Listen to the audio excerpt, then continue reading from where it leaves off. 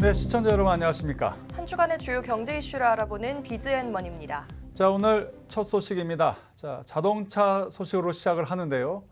현대차가 이 전동화 시장으로 가겠다. 이 전동화는 가솔린이나 이런 디젤을 빼고 수소나 아니면 전기차로 가겠다. 이런 의미입니다. 자, 우리 이 부분 김홍모 기자와 함께 오늘 이야기를 나눠보도록 하겠습니다. 자, 김 기자. 네. 쉽게 이야기하면은 어떻게 표현이 됩니까? 이제 내연 기관과의 끝 이렇게 이야기해도 되는 겁니까? 네, 제네시스가 내연기관차와의 완전 결별을 선언했습니다. 완전 결별이라. 우리 시청자 여러분도 이게 무슨 얘기지? 하고 약간 좀 헛갈리실 수 있습니다. 자, 어떤 이야기인지 우리 김홍모 기자가 준비한 리포트 보고 다시 이야기를 나눠보도록 하겠습니다. 제네시스가 2일 퓨처링 제네시스를 공개하고 전동화 브랜드 비전을 발표했습니다. 현대자동차그룹 정의선 회장이 직접 제네시스의 담대한 여정을 공개 선언했습니다. 5 years ago, we launched Genesis as a luxury brand. And so far, it's been an intensive, bold, and successful journey. Genesis is now a truly global brand with a complete portfolio of desirable and sophisticated products. And now, Genesis is once again at the starting point of another audacious journey, the journey towards a sustainable future. 제네시스는 연료 전지 기반의 전기차와 배터리 기반의 전기차 두 모델을 중심으로 한 듀얼 전동화 전략을 선보이며 오는 2025년부터 제네시스가 출시하는 모든 신차들을 수소 및 배터리 전기차로 출시하겠다는 계획을 밝혔습니다. Genesis will lead the age of electrification through fuel cell EVs as well as battery EVs. Starting in 2025, all new vehicles to be launched will be pure electric vehicles. By 2030, Genesis will establish itself as a 100% zero-emission vehicle brand that aims to reach sales of 400,000 cars. 이를 위해 제네시스는 고출력, 고성능의 신규 연료 전지 시스템과 고효율, 고성능의 차세대 리튬이온 배터리 등을 개발하는 데 총력을 기울일 예정입니다. 특히 제네시스는 그룹사 최초로 2035년까지 탄소 중립을 달성하겠다는 목표를 제시하며 오는 2030년까지 총 8개의 모델로 구성된 수소 전기차와 배터리 전기차 라인업을 완성할 계획이라고 밝혔습니다. 여기에 전동화 라인업으로의 전환과 함께 원자재와 부품, 생산 공정 등 전 부분의 탄소 중립을 달성하겠다는 포부입니다. 럭셔리라는 고유의 가치에 지속 가능성이라는 새로운 가치 융합을 모색하는 제네시스의 행보가 어떤 성과를 만들어낼지 시장에 관심이 집중됩니다. 팍스 경제TV 김홍모입니다. 네, 영상 보고 왔는데요. 2025년 이후에 모든 신차들이 전기차로 출시가 된다면 지금 제네시스 내연기관 차를 타거나 또 구매하고자 하는 고객들의 우려가 좀 있을 것 같은데요. 네, 그러한 우려 때문에 제네시스는 완전한 전동화까지의 시간 동안 관련 기술 개발과 더불어 내연기관차의 정비를 위한 부품 미수급 같은 문제가 생기지 않도록 점진적인 준비를 한다는 입장입니다. 그러니까 이제 지금 타고 다니신 분들이 앞으로 불편함은 없다 이렇게 이야기가 되는 거겠죠. 자, 그러면은 김홍모 기자, 네. 이 비전 발표와 함께 전기차 모델 GV60 이것도 같이 선보였죠? 네, 제네시스 브랜드 전동화의 서막을 연 GV60은 전용 플랫폼 EGMP가 적용된 제네시스 브랜드 최초의 전용 전기차 모델입니다. 이 전용 전기차 모델은 올 하반기 출시를 앞두고 있습니다. 네, 자동차 담당하고 있는 김홍모 기자였습니다. 자, 한글과 컴퓨터, 한컴이라고 이야기하겠습니다. 한컴이 우주 항공 분야로 나가겠다 이런 비전을 발표했습니다. 내년 상반기에 우리나라 민간 최초로 지구 관측용 광학 위성 일명 세종 1호를 발사하겠다 이런 이야기를 했는데요. 인세린 기자가 자세히 보도하겠습니다. 한글과 컴퓨터 그룹이 내년 상반기 민간 최초로 지구 관측용 광학 위성 세종 1호를 발사합니다. 한컴그룹은 2일 온라인 기자간담회를 열고 인공위성은 물론 상호 보안적인 드론, 장거리 감시 카메라까지 아우르는 영상 데이터 서비스 사업 전략을 발표했습니다. 이 세종 1호는 하루에 14번에서 한 16번 정도 지구 주위를 돌게 됩니다. 저희가 주로 관측할 대상지가 한반도이기 때문에 최대한 한반도에 가장 많이 촬영할 수 있는 태양 동기 방식의 궤도를 설정했고요. 총 7개의 밴드를 제공하는 멀티스펙트럴 위성이고요. 보다 좀 더 정밀하게 또는 더 많은 정보를 획득할 수가 있습니다. 한컴 그룹이 인공위성의 민간 시대를 열겠습니다. 사실 인공위성과 드론은 굉장히 상호 보완적인 관계에 있습니다. 저희가 띄우고 싶을 때 언제든지 띄울 수가 있습니다. 띄워서 저희가 원하는 영상 데이터를 확보할 수가 있죠.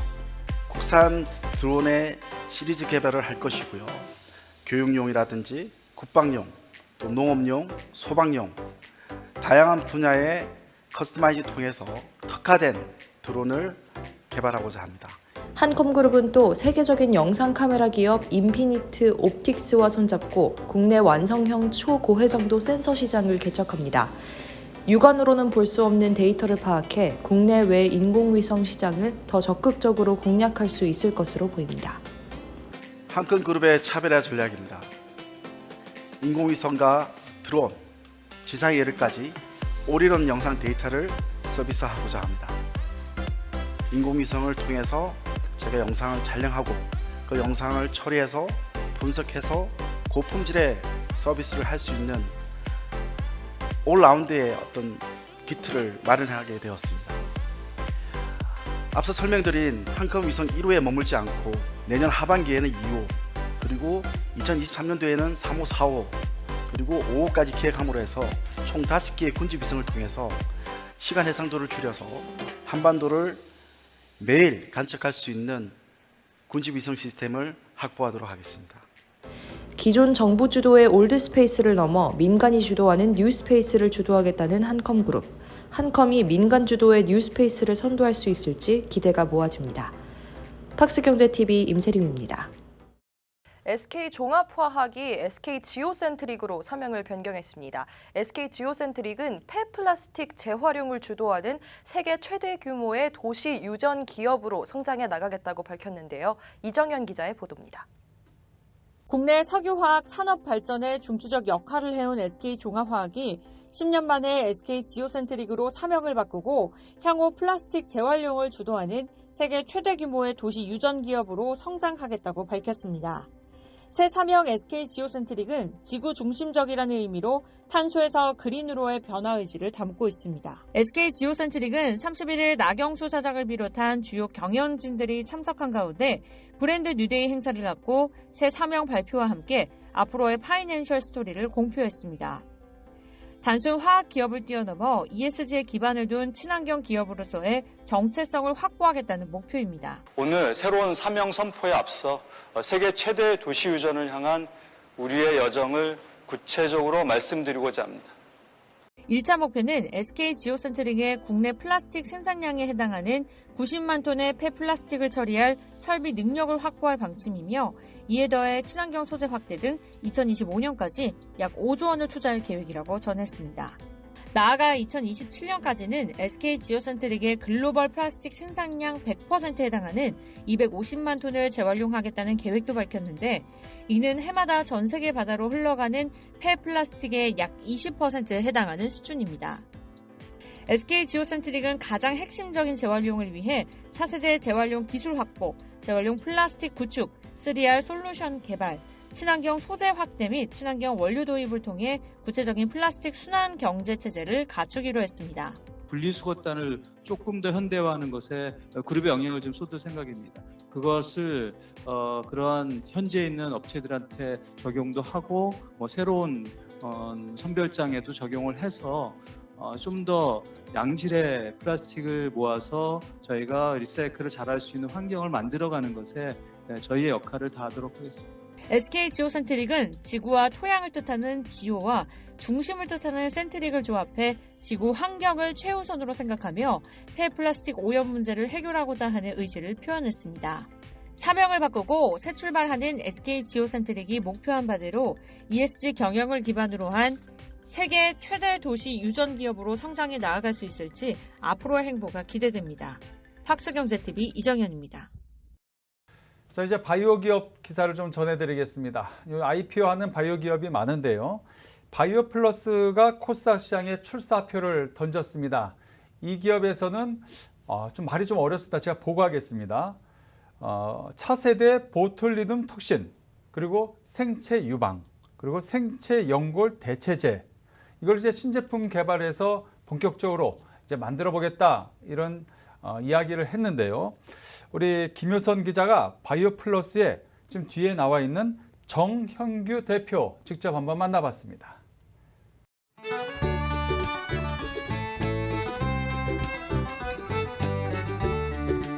이제 우리가 좀 전 세계적으로 우리의 그 제품들이 좀 자리를 잡아간다, 이제 그렇게 느끼기 때문에 좀 더 좀 발전적으로 확장시키기 위해서는 지금이 적기가 아닌가 싶어서.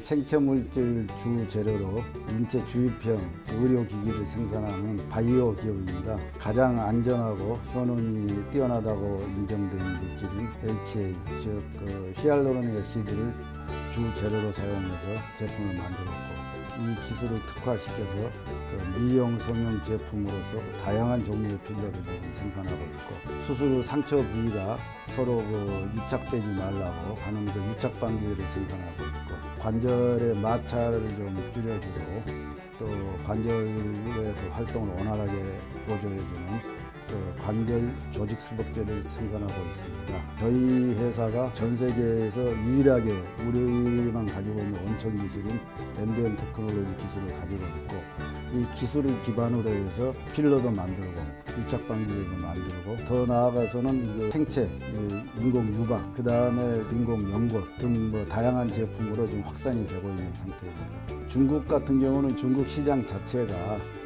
어떤 소비력이나 이런 경쟁력까지 다 비교해 봤을 적에 전 세계 시장 거의 50%를 차지한다고 봅니다. 중국에서 하이난 같은 경우는 지역 자체가 중국에서 자유무역항으로 로드맵을 발표해서 이제 개발을 하고 있고, 궁극적으로는 홍콩을 대체하는 그런 지역으로 만들고자 굉장히 심혈을 기울이고 있는 지역이에요. 그래서 많은 혜택이 있습니다. 중국 본토의 어떤 시장도 우리가 충분히 개척할 수 있을 뿐더러, 또 하이난이 동남아하고 가깝습니다. 태국, 인도네시아, 좀 넘어서는 인도까지 동남아 시장을 또 진출하는 데도 교두보 역할도 할 수 있습니다. 저희가 더 나아가서는 의료 복합단지, 미용 성형 병원, 웰빙 병원도 운영할 계획이고, 복합적인 바이오 플랫폼을 거기다 형성할 그런 계획으로 야심차게 하고 있습니다. 열심히 하고 있습니다. 증권거래소 상장 심사에는 통과가 됐고, 9월 말 정도는 거래가 시작되지 않겠나, 이 정도 예측을 하고 있습니다. 앞으로의 이제 목표는 진정한 바이오 기업으로 또 거듭나기 위해서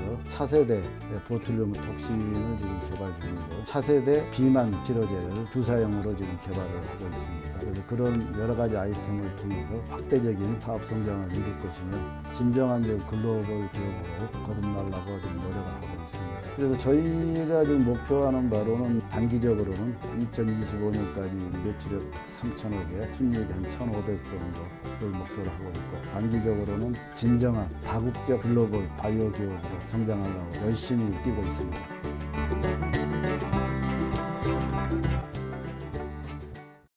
이제 메타버스라는 말은 이제 쉽게 들어볼 수 있는 단어가 된 것 같습니다. 기업들도 이 시장에 계속해서 뛰어들고 있는데요. 근데 과연 현재 상황은 어떨까요? 이 박주연 기자가 좀 체험을 해보니까 우리 기자 단순 AR 아바타 서비스에 불과하다, 이런 이야기를 했습니다. 다시 이야기하면 갈 길이 멀다, 이렇게 표현이 되는데요. 하긴 지금 시작이니까 이건 감안을 해야 될 것 같습니다. 자, 박주연 기자의 리포트 보시겠습니다. 유통업계가 가상 플랫폼 메타버스에 주목하고 있습니다. 메타버스란 초월을 의미하는 메타와 세계의 우주를 뜻하는 유니버스의 합성어로 현실과 연동된 가상의 세계를 뜻하는데요. 일례로 BJF 리테일은 메타버스 플랫폼 제페토에서 CU 제페토 한강점을 오픈했습니다. 매장은 실제 편의점과 동일하게 삼각김밥, 핫바, 스낵이 진열됐고, 손바닥 모양을 클릭하면 손에 물건을 줄 수도 있고, 계산대 쪽으로 이동하면 셀프 계산대에서 계산하는 듯한 제스처도 취할 수 있습니다. 워낙 이제 MZ세대 그리고 Z세대들이 편의점 주요 소비자들로 조금 구상을 하면서 일단 뭐 직접적인 어떤 판매를 유도한다기보다 마케팅 플랫폼으로 좀 활용하기 위해서 메타버스에 좀 입점을 하게 된 거고요. 조금 더 저희 브랜드에 대해서 좀 친근감을 가지고 접근을 할 수도 있고. 편의점뿐만 아니라 구찌나 랄프로렌 같은 글로벌 업체들도 메타버스에 앞다퉈 진출하고 있습니다. 구찌는 본사가 있는 이탈리아 피렌체 본사 건물과 비슷하게, 랄프로렌은 랄프로렌의 상징적인 정신과 에너지가 느껴지는 세계의 공간을 메타버스 공간에 만들었습니다. 이곳에서 이용자들은 원하는 맵을 선택해 들어가 자신의 아바타로 게임을 하거나 아니면 동시간대 접속자들과 실시간으로 소통하고 사진도 찍으며 놀 수 있습니다. 다만 글로벌 누적 이용자 2억 명 돌파라는 명성과 달리 메타버스 서비스는 아직 갈 길이 멀어 보였는데요. 제가 느꼈던 제페토 서비스는 단순히 아바타 채팅 서비스 같았습니다. 아바타 채팅을 하면서 단순히 주어진 임무를 수행하고 아이템을 공짜로 획득하는 게임 정도의 느낌이었는데요. 아직까지 각사가 보유한 역량 및 인프라를 단순히 연결하는 것에 그친 모습이었습니다. 전문가들은 메타버스가 시너지를 얻기 위해서는 메타버스 안에서 오프라인처럼 체험할 수 있게 만드는 게 관건이라는 의견입니다. 소비자가 원하는 쇼핑 환경을 만들어주기 위해서는 오프라인 쇼핑에서 우리가 체험할 수 있는 그러한 요소를 적극적으로 좀 구현하는 것이 필요하다, 이렇게 볼 수가 있고요.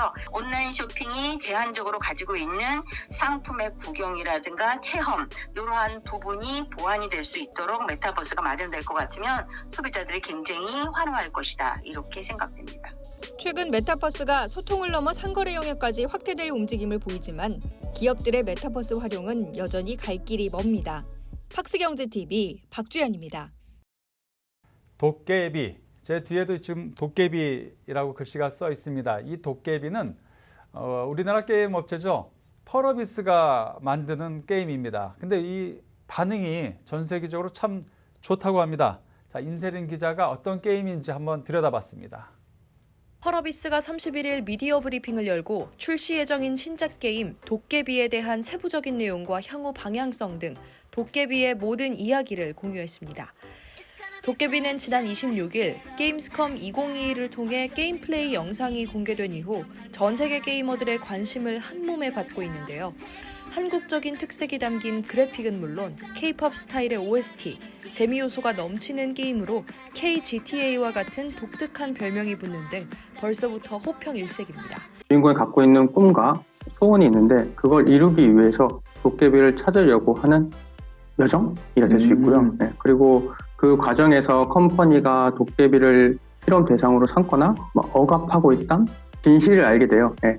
그래서 컴퍼니에 대항하는 역할을 하게 됩니다. 도깨비에 대한 힌트를 같이 찾을 수 있고 서로 게임 경험이랑 노하우 같은 것도 공유할 수 있을 거고 가족들과 친구들과 함께 즐길 수 있는 놀거리들이 굉장히 많을 것 같아요. 저희가 제일 자랑하는 실시간 액션에 기반의 전투고요.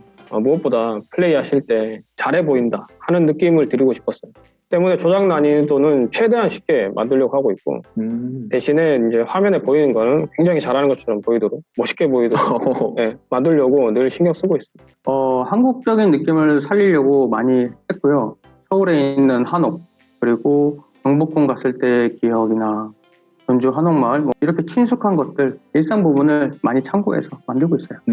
영상에서 보여지는 데는 2개의 마을이 소개됐어요. 이 2개의 마을을 중점적으로 보면은 전체 섬의 규모는 대략 이게 한 10분의 1 정도라고. 지금 공개된 게요? 네. 오픈월드를 돌아다니기만 해도 재밌고 질리지 않을 정도의 규모라고 생각됩니다. 아주 높은 수준의 그래픽 퀄리티가 가장 큰 차별성인 것 같고요. 그리고 이 높은 퀄리티를 기반으로 게임 내 NPC들의 자연스러운 AI와 그리고 상호작용들 그리고 도깨비를 수집하는 여정 자체가 가장 큰 차이점이라고 생각하고 있습니다. 온 가족이 함께 즐길 수 있는 게임을 지향한다는 펄어비스의 도깨비. 과연 도깨비가 전 세계 게이머들의 사랑을 받으며 글로벌한 K게임으로 자리 잡을 수 있을지 주목됩니다. 팍스경제TV 임세림입니다. 올해 초 기아가 전기차 시대에 맞춰 브랜드 방향성을 바꾼다고 천명한 적이 있는데요. 이런 기아의 전기차 사랑이 진심인 것 같습니다. 첫 전용 전기차 EV6만을 위한 특화 복합 문화 공간 조성에도 나섰다고 하는데요. 김홍모 기자의 보도입니다. 기아가 첫 전용 전기차 EV6만을 위한 특화 매장을 선보입니다. 단순히 차량만 판매한 게 아니라 다양한 전시물과 여러가지 체험 프로그램을 마련했는데요. 제가 직접 들어가 한번 체험해 보겠습니다.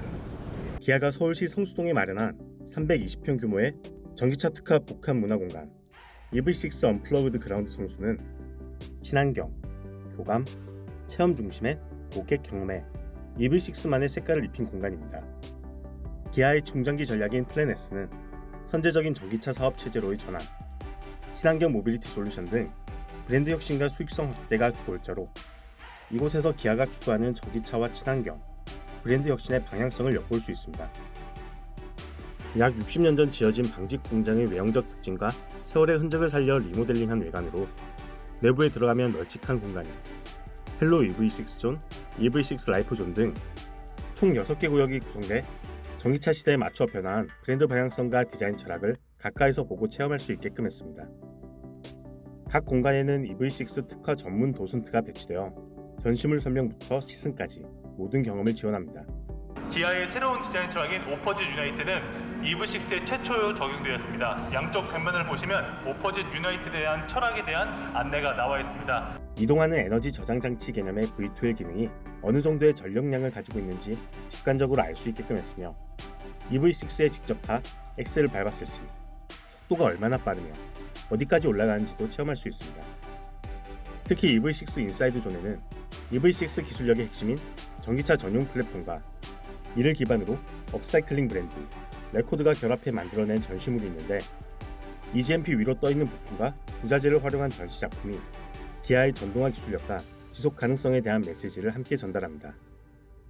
EV6 언플러그드 그라운드 성수는 기존의 단순 판매, 전시 공간을 탈피해 실체적이고 상호 교감하는 체험 중심의 공간으로 구성됐습니다.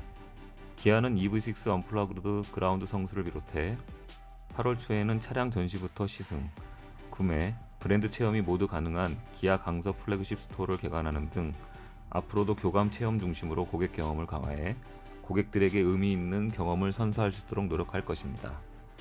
기아는 EV6 언플러그드 그라운드 성수에 이어 다음 달 경기도 의왕시에도 약 200평 규모의 복합 문화 공간을 추가로 개관할 예정입니다. 새로운 사명, 로고, 디자인에서 체험관과 스토어의 변화까지 대변혁에 나선 기아의 행보에 시장의 관심이 쏠립니다. 팍스 경제TV 김홍모입니다. 요즘 이 중고차 시장의 이슈 중에 가장 큰 게 바로 이제 이 완성차 업체들이 이 중고시장 매매에 뛰어들겠다 이렇게 밝힌 점입니다. 이 중고차 매매하시는 이런 부분들은 이 완성차가 들어온다 그러니까 헉 소리가 난 겁니다. 그러니까 서로 지금 갈등이 상당히 큰 부분인데요. 그래서 요즘 상생이란 말을 쓰죠. 이 상생을 위해서 절충안을 마련하려고 하는데 이게 말처럼 쉽지 않습니다. 김홍문 기자가 보도합니다. 더불어민주당 을지로위원회 주축으로 진행된 국내 완성차 업계의 중고차 시장 진출 여부에 대한 최종 합의안 마련이 사실상 결렬됐습니다. 합의안 도출 실패에 따라 이 안건은 중소벤처기업부로 넘어가게 됐는데요. 민주당 을지로위원회는 1, 2주 내에 막판 합의를 한 번 더 시도한다는 입장입니다. 을지로위원회 중고차 산업발전협의회는 31일 기자간담회를 열고 6차 실무위원회 양측 제출 최종안을 공개했는데요.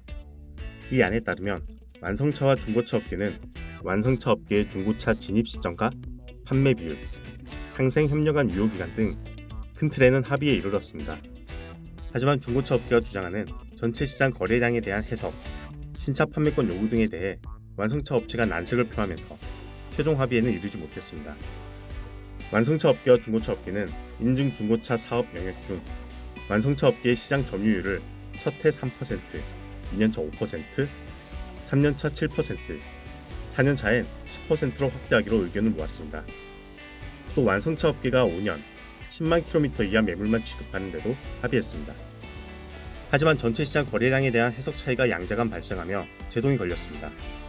완성차 업계는 사업자와 개인 거래 물량까지 모두 포함한 연간 250만 대 중 10%인 25만 대를 취급하겠다는 입장인 반면 중고차 업계는 사업자 물량 130만 대의 10%인 13만 대만 취급해야 한다고 맞서면서 합의가 불발된 것입니다. 여기에 완성차 업체의 중고차 거래대수만큼의 신차 판매권을 중고차 업계에도 부여해야 한다는 요구사항이 제시되며 갈등의 골이 깊어지고 있습니다.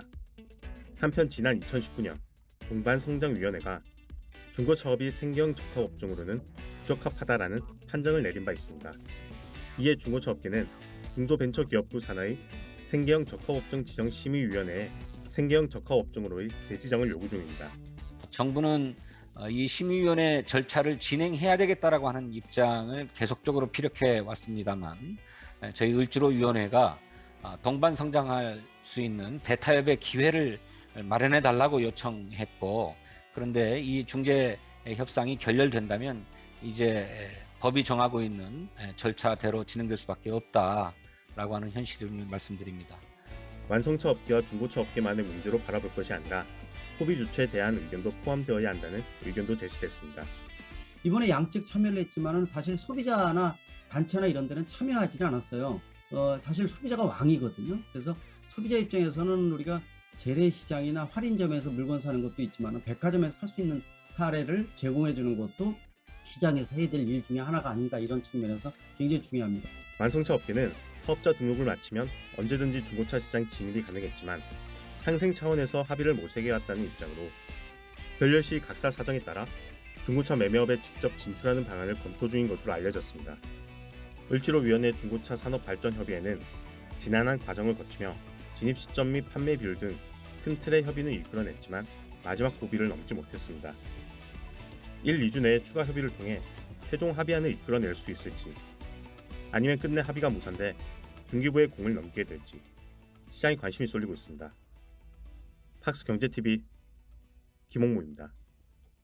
이상으로 BGN머니를 마칩니다. 네, 다음 주에도 우리 기자들이 뛰는 생생한 현장의 모습을 우리 시청자 여러분께 전해드리도록 하겠습니다. 고맙습니다.